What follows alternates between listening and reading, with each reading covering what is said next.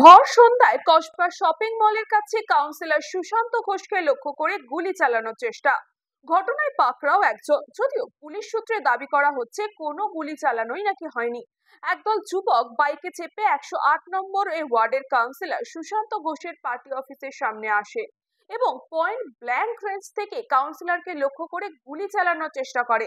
কিন্তু সেই মুহূর্তে সুশান্ত ঘোষের সামনে আসার পরই ফায়ার আর্মস লক হয়ে যায় এবং দুষ্কৃতীরা পালিয়ে যায়।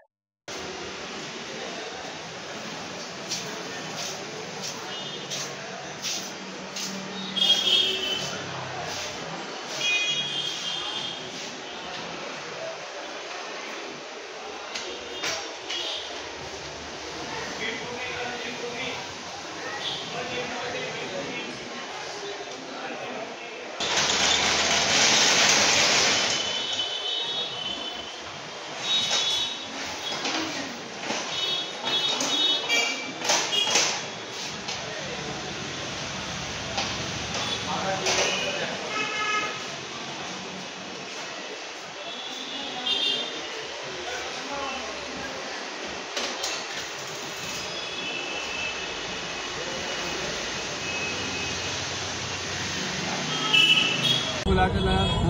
हाँ तो काम पैसा दे। हाँ पैसा कितना रुपया दिया?